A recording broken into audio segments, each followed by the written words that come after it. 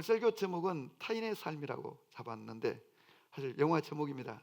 2006년도에 만들어져서 우리나라는 2007년도에 상영이 되고 작년에 다시 재상영이 될 만큼 굉장히 의미 있는 독일이 동독과 서독으로 분단되어 있을 때 이제 1990년에 통일이 되잖아요. 1989년도에 이제 베를린 장벽이 무너지기 한 5년 전에 실제 있었던 일입니다.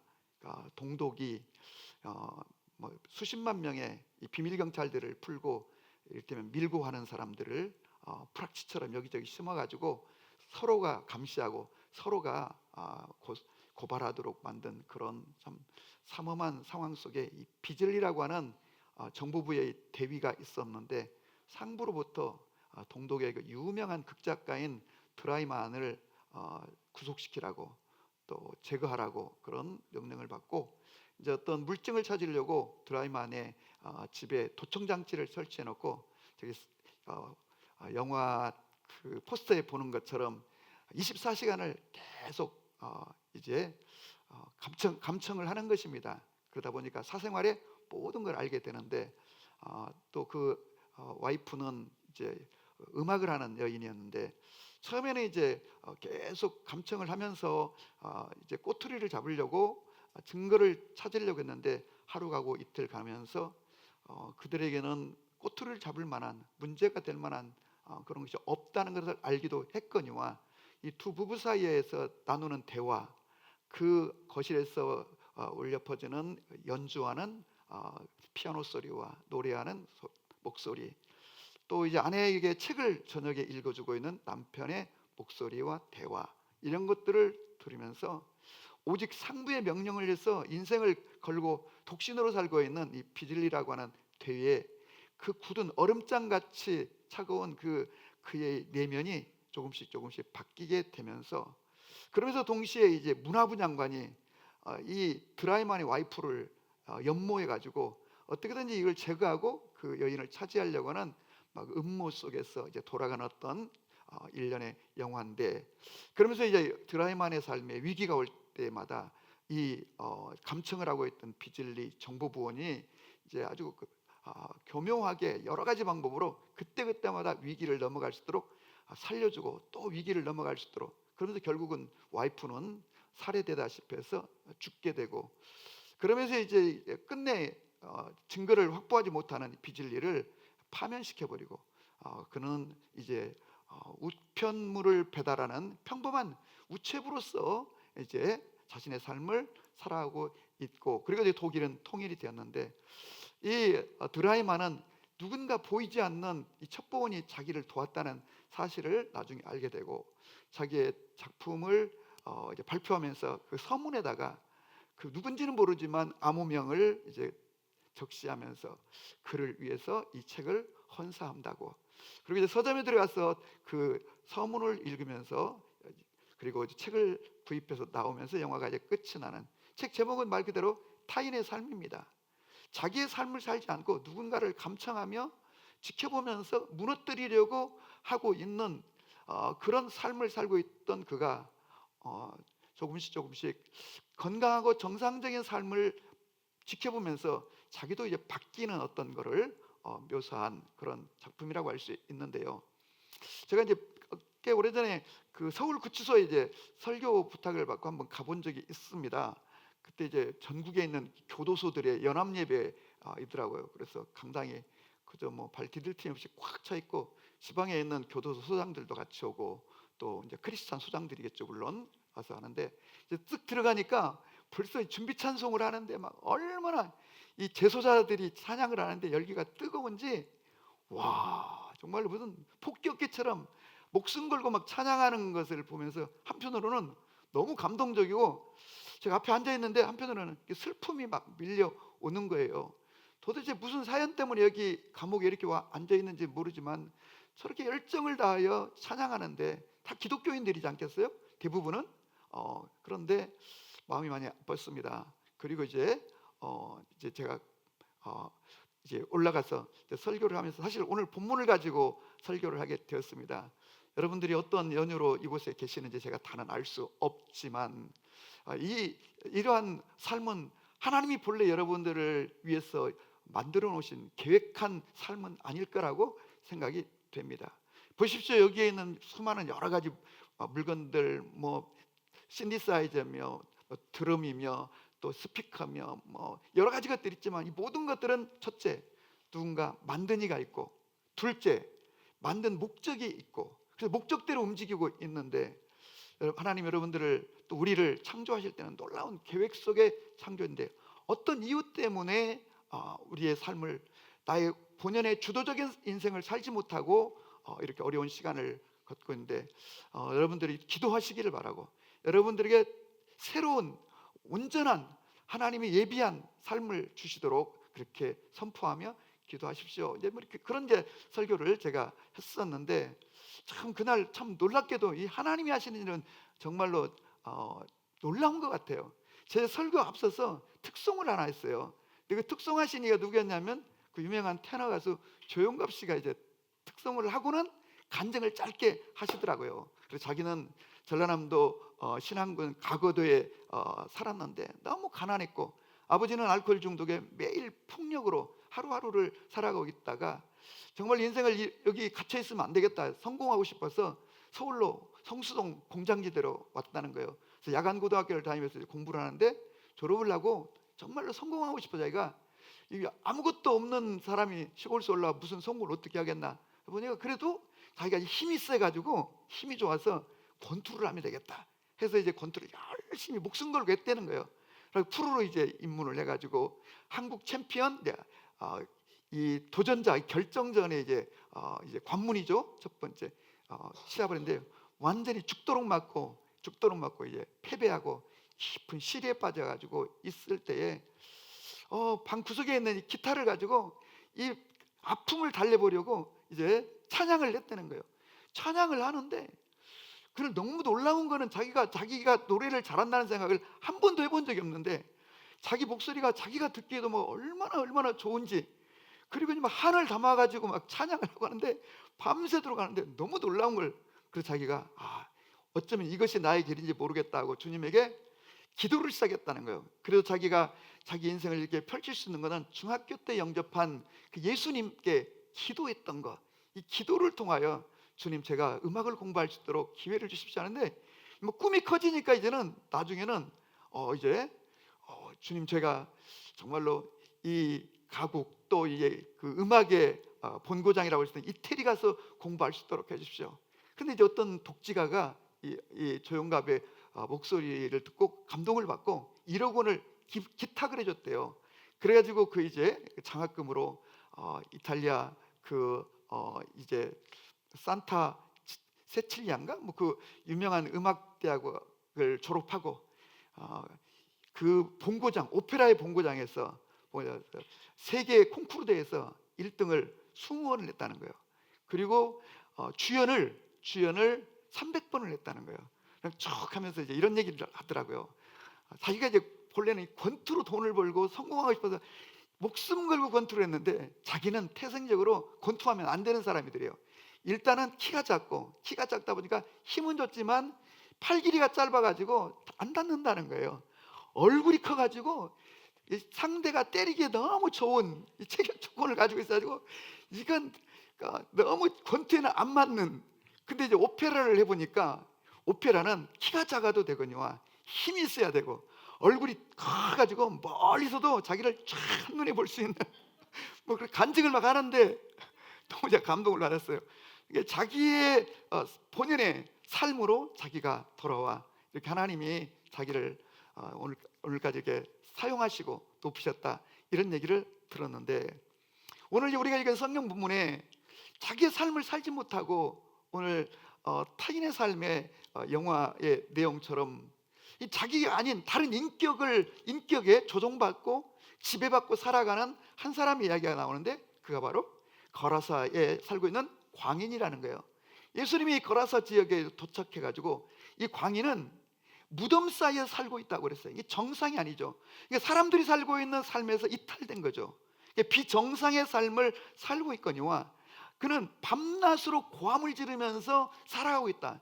여러분, 인간은 낮에는 일하고 밤에는 잠을 자야 되는 존재, 이 질서가 있는데 밤낮으로 이렇게 고함을 지르겠다는 것은 이미 이 사람의 삶은 파괴가 되었다는 거예요.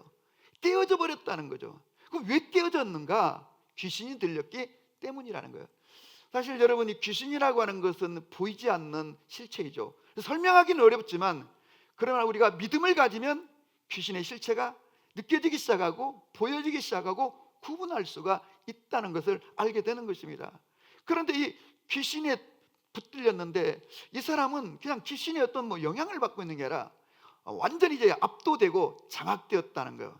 여러분, 귀신 들린 것과 정신병자는 정신질환은 겉으로 보기에는 비슷한 것 같지만 확연한 차이가 있죠. 정신질환은 말 그대로 몸에 정신에 이상이 있어서 발생하는 것이지만 귀신이 들린 것은 다른 인격, 이 악령, 마귀, 귀신이라고 하는 존재가 그 사람 인격 속으로 들어온 거예요. 그래서 완전히 장악한 거죠.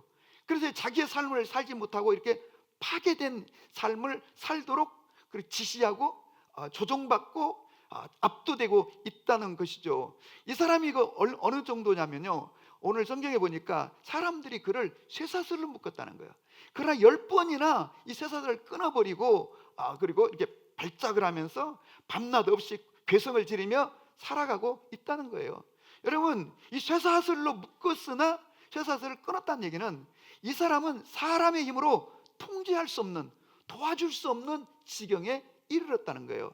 여러분, 이런 악한 영에 완전히 장악된 사람은 정말 이거는 예수님이 아니면, 오늘 예수님이 오셔서 그의 귀신을 쫓아내주고 그를 치유해 주신 것처럼 이 악령에 완전히 압도되고 장악된 사람은 이거는 예수님만이, 하나님의 영이 와야, 빛이 와야 여기서 자유케 될 수 있고 자기의 본래의 삶으로 돌아갈 수 있다는 것을 오늘 성경에서 보여주고 있는 것이죠. 오늘 예수님이 이제 귀신을 내어 쫓아 주었더니 이 사람이 예수님을 따르겠다고 그럽니다. 예수님을 따르겠다는 얘기는 이제 정상으로 돌아와 예수님에게 헌신하겠다는 아니겠어요. 그런데 예수님은 이 사람에게 너는 너의 집으로 돌아가라 그럽니다. 그리고 너희 가족들에게 하나님께서 너에게 어떻게 큰 일을 행하셨는가를 증거하라고 얘기해주고, 그는 데카폴리에 있는 모든 도시의 사람들에게 자기를 치유하고 만난 예수님을 증거하니 사람들이 놀라게 되었다는 거예요. 왜 여러분 이 가정으로 돌아가라고 했을까? 여러분, 이 구원, 이 회복의 완성은 가정에서 이루어지기 때문인 것이고, 뒤집어 말하면 어쩌면 이 사람은 이 출발점, 이 문제의 시발점이 가정으로부터 출발했는지 모른다는 걸 우리에게 암시해주고 있는 거죠.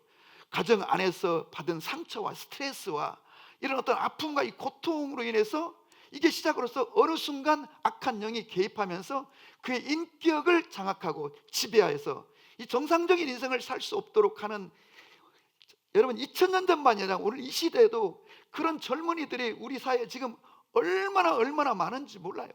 그래서 정상적인 삶을 못 사는 거죠. 그래서 오늘 이 사람은 아주 극단적인 경우죠. 왜? 귀신이 완전히 이 사람의 인격을 장악해 버렸으니까. 근데 여러분, 이 장악이 되지 않아도요, 그 아래 단계가 있는데 그건 어떤 단계냐면 악한 영에 계속 영향을 받고 살아가는 삶이 있어요. 악한 영에 영향을 받고 또 악한 영에 계속 조종을 받고 살아가는 인생도 있어요. 근데 문제는 자기가 이런 사실을 인지하지 못하고 그 실체를 잘 모른다는 거 하는 점이야.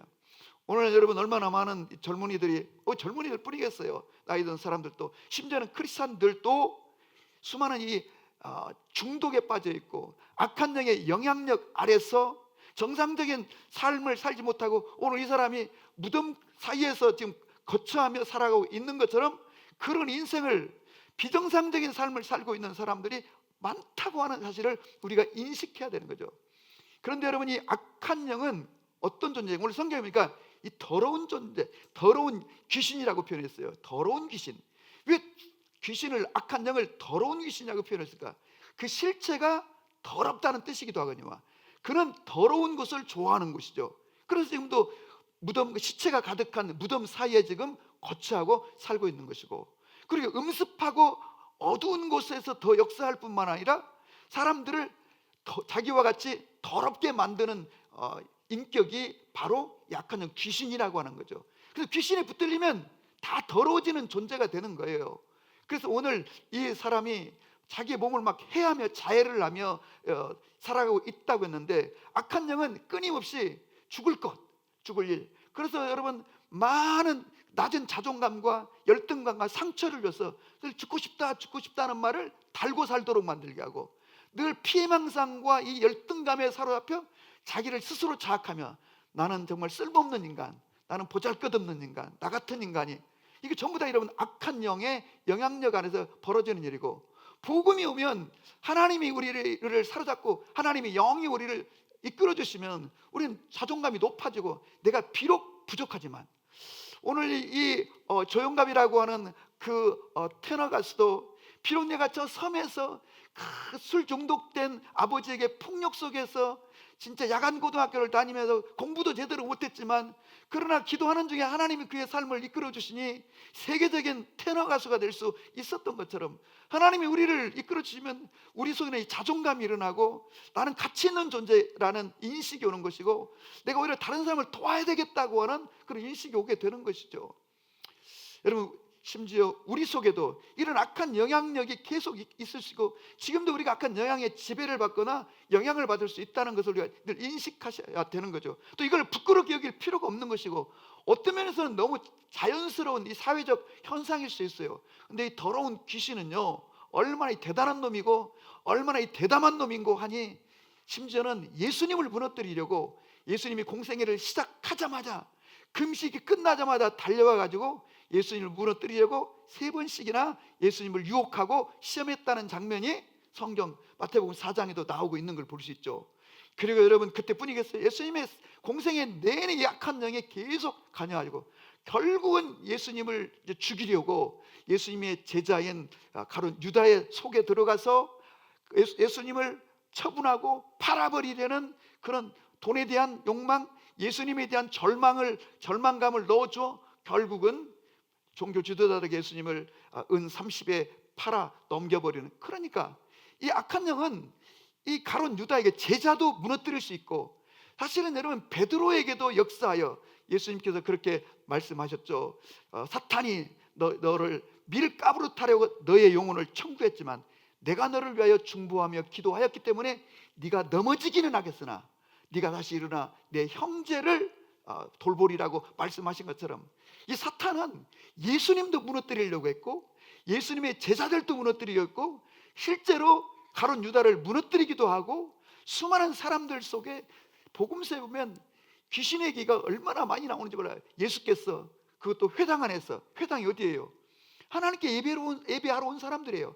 다 하나님의 백성들이에요. 근데도 예수께서 회당 안에서 많은 사람들에게 많은 귀신을 내어 쫓으시니라. 그 귀신 쫓는 얘기가 복음서에는 예수님의 그 치유 사역 중에 거의 40% 이상이 귀신을 쫓아주는 이야기예요. 그러니까 사실은 알고 보면 인류가 이렇게 비참한 상황에 오고 질병과 두려움과 고통, 죽음 가운데 떨어지게 되고 하나님과 원수된 관계로 분리되게 된 모든 것도 알고 보면 그 뿌리는 사탄이 하나님을 대적하며 아담과 하와를 먼저 넘어뜨리고 계속 역사하기 때문에 이런 일련의 일들이 벌어지고 있는 것처럼, 그래서 예수님이 사실 이 땅에 오신 목적이 무엇이고 사탄이 하는 일은 무엇인가? 요한복음 10장 10절에 예수께서 말씀하시기를, 귀신이 오는 것은, 사탄이 오는 것은 도둑질하고 죽이고 멸망시키려는 것뿐이요 다른 이유가 없다는 거예요. 뭘 도둑질해? 우리의 행복을, 우리의 건강을, 또 우리의 물질을, 우리의 삶을, 시간을 도둑질하고, 그리고 죽이고 멸망시켜. 멸망이란 말은 뭐예요? 말 그대로 영원히 망하게 하는 거예요. 이제 자기가 들어가야 될 음부, 지옥으로 끌고 가는 것이 마귀가 하는 본래 목적이라는 거예요. 근데 예수님이 오시는 목적은 뭔가? 예수님은 마가복음 1장 38절에서 내가 온 것은 다른 모든 마을로 가서 전도하여야 하리니 내가 이것을 위해서 왔느니라 하였고, 예수님은 요한 1서 4장 4절에서는 하나님의 아들이 나타나신 것은, 예수님이 오신 것은 마귀의 일을 멸하려고 왔느니라. 예수님이 이 땅에 오신 목적은 마귀의 일을 멸하려고. 마귀는 온갖 술수를 써 하나님의 일들이 안 되도록 만들고, 우리가 어떤 좋은 선한 목적을 가져도 그걸 주저앉히려고 하고, 방해하고 반드시 와서 개입하고 그리고 결국 무너뜨리려고 하는 것이 마귀가 하는 일인데, 문제는 우리 그리스도인들이 마귀의 역사가 얼마나 사실은 광범위하게 우리 인류의, 우리 가정의, 개인의 삶에 영향을 끼치고 있는가를 인식하셔야 돼요. 그래서 우리는 마귀를, 문제는 우리가 이길 수 없다는 거예요. 왜? 그는 영적 실체이기 때문에. 그래서 오늘 성경에 보여준 것처럼 쇠사슬로 묶어도 그 어거할 수가 없다는 얘기는, 사람은 마귀를 통제할 수도 없고, 심지어는 마귀는 그만두고 마귀에게 붙잡힌 자도 컨트롤할 수 없고 도와줄 수가 없다는 거예요. 어떻게? 예수님이 오셔야만이 해결되는 거예요. 예수님이 그 갈릴리 북동쪽에 있는 거라사 지역, 그 데카폴리에 있는 거라사에 가서 오늘 이 사람을 만나심으로, 만나자마자 예수님은 그 마귀, 귀신 들린 자를 향하여 이 더러운 귀신아 나가라 이미 선언했다는 거예요. 제자들은 모르지만 이미 그 광인 속에 장악하고 있던 귀신은 벌써 반응을 하면서 예수님께 발작을 하면서 이것을 떠나십시오. 우리를 어떻게 하지 마십시오. 우리를 차라리 돼지에게 들어가도록 해 주십시오. 이런 장면이 나오는데, 너의 이름이 무엇이냐 그랬더니 우리는 군대입니다. 그 이유는 숫자가 많기 때문입니다. 이게 무슨 얘기예요? 한 인격 속에 귀신이 한 놈이 들어간 게 아니라 많은, 여기서 말하는, 여러분, 이 군대라는 말은 군단이란 뜻이에요. 그 당시 군단은 본래가 6천 그 명이었어요. 이게 얼마인지는 모르지만 2,000마리의 돼지떼 속에 들어갔다면 이 광인은 지금 엄청난 귀신들이 막 집단적으로 들어와 있는 거예요. 우리가 예수님께서 치유하여 예수님의 따르던 여자 막달라 마리아를 성경이 뭐라고 말해요? 이전에 7 귀신 들렸던 여자라, 이렇게 써요. 이게 한 인격 안에 7 귀신이 들어 그녀를 창녀로, 율랑녀로 살도록 그의 인생을 망가뜨렸다는 거예요. 예수님 만나고 예수님이 오시자 그는 완전히 변화돼요. 예수님을 섬기며 예수님을 따르는 복음의 헌신자가 되었다는 거예요. 오늘 성경에 보면 이 사람, 이제 읽진 않았지만 저 뒤에 가서 보시면요 뭐라고 되어 있냐면요, 그가 이렇게 되어 있습니다. 이렇게 온전하게 이제 옷을 입고 이제 자기 자리에 앉아 있게 되었다. 이런 얘기를 하고 있는 것을 보게 됩니다. 여러분, 15절의 말씀이죠. 옷을 입고 정신이 온전해요. 여러분, 사람이 옷 입고 있는 게 뭐가 그렇게 이상하겠어요? 근데 이 사람은 그동안에 벌거벗은 채로 막 고함지르며 괴성지르며 돌아다녔다는 거예요. 부끄러움을 몰랐다는 거예요. 여러분, 귀신이 역사하면요 수치를 모르는 거예요. 부끄러움을 몰라. 귀신 역사하면 수치를 모른다는 얘기는요, 짐승의 수준으로 인간을 전락시킨다는 거예요. 짐승에게는요 수치라는 게 없어요. 부끄러움이라는 게 없어요. 그런데 이 사람은 그런 상태였는데 옷을 입고 당연하고 평범한 일 같지만, 여러분, 실제로는 이 사람이 정상적인 자기의 삶으로 돌아왔다는 거예요. 오늘 또 사탄은, 악한 영 귀신은 우리의 삶을 흔들고 무너뜨리려고 얼마나 갖가지 수를 써서 우리를 흔들고 있습니다. 이런 사실을 기억하시고, 그런데 우리는 문제가 우리의 힘으로, 우리의 노력과 의지로 이 귀신을 어쩌지 못한다고, 방어할 수가 없다는 거죠. 오직 예수 그리스도가 오셔야 우리가 예수의 이름으로 예수님을 힘입어 이길 수 있게 되고, 예수님이 오셔야 이 귀신이 정말로 꼼짝도 못하고 한 길로 왔다 7길로 도망가기도 하고. 근데 결국 이 사탄의 역사를, 귀신의 역사를 우리가 방어하지 못하면은 우리의 삶을 온전할 수가 없는 거예요. 이놈은 잔인하고 더러운 귀신이라고 했는데 무자비하고 그래서 누구든지 닥치는 대로 막 주저앉히고 박살내고 깨뜨리고 도둑질하고 병들게 하고 중독에 빠지게 하고, 그래서 정상적인 인생을 못 살도록, 보십시오, 벌거벗은 채로 자기 몸을 해야 한다고 그러니까 모르긴 해도 돌멩이로, 새꼬챙이 같은 걸로 온몸을 막 핥히면서 피를 흘리고, 쇠사슬을 묶었는데 그걸 막 끊었으니까 그걸 끊는데 저절로 끊어지겠어요? 그럼 팔목이 다 찢기고 살갗이 벗겨져 나가고 완전히 한 인간을 망가뜨리고 수치심도 없이 살게 하는, 이게 여러분 극단적인 한 인간을 지금 표현한 것이지만, 여러분 보이지 않는 가운데 오늘 이 시대에도 우리의 자녀들을, 우리의 남편을, 우리 아내를, 우리 가정을, 우리 이웃을 정말로 사랑하는 이들을 이 악한 귀신이 짓밟고, 그래서 우리는 이 귀신을 미워해야 되는 거예요. 우리가 이 귀신을 저주해야 되는 거예요. 예수의 이름으로 선포하고 명령하고, 그래서 들어오지 접근하지 못하도록 내가 예수의 십자가에 설리신 그 보혈의 피를 취해서 이 시간 우리 집을 덮고 우리의 자녀들을 보혈로 덮고 또 그 보혈의 피로 나를 덮고 어떻게 믿음을 통해서 그리고 예수의 이름으로 선포할 때 악한 영이 여러분 굴복하며 한 길로 왔다 일곱 길로 도망가며 여러분 이 귀신은 떠나가란다고 사실 떠나가는 게 아니에요. 빛이 오면 어둠이 떠나가는 것처럼 생명이신 예수님이 우리의 삶을 장악하면 악한 영이 떠나가게 되는 것이고 여러분 화장실 창고에 막 시도 때도 없이 쥐들이 여기도 앞에 보니까 쥐 뭐 이렇게 여기도 쥐가 있는지 뭘 이렇게 설치해 놨더라고요. 쥐 뭐 이렇게 설치를 하는데 여러분 쥐라는 건 막 뭐 저 설치해 놓는다고 없어지는 게 아니에요. 문제는 저 앞에 있는 쓰레기 때문에 음식물 쓰레기 때문에 있다고 그래요. 들어보니까 다시 말하면 더러운 것들을 치워버리고 거기에 여러분 유한낙스 갖다가 쫙 뿌리면 다 도망가고 오지도 않는 거예요. 예수의 피가 있으면 아멘. 그리고 우리의 삶을 성결케 하고 늘 선포하면 주님이 우리로 하여금 접근도 못하게 하실 줄로 믿고 그래서 여러분 사실은 우리는 현상만 가지고 우리 집은 이렇게 뭘 좀 모으려고 그러면 또 사고가 터져서 그냥 또 이렇게 돈이 계정이 다 날아가 버리고 또 이렇게 아프고 또 무슨 일을 하려고 그러면 또 일이 생기고 여러분 이런 것들을 너무 그냥 단순한 자연스러운 현상으로만 볼 게 아니라 의심의 눈으로 바라볼 수 있길래요. 설령 우연히 발생한 걸지라도 우리는 모르니까 실제를 모르니까 우리 예수의 이름으로 선포해야 되는 거예요. 어떤 악한 영도 더러운 귀신의 세력도 이 일을 방해하지 못하리라. 지금 매우 중요한 일을 우리 가정에 준비하고 진행하고 있는데 이걸 무너뜨리려고 하는 더러운 영들은 접근하지 못할 걸 내가 예수의 이름으로 선포하고 보혈의 피로 뿌림으로 악한 영은 접근도 하지 못할 것이라.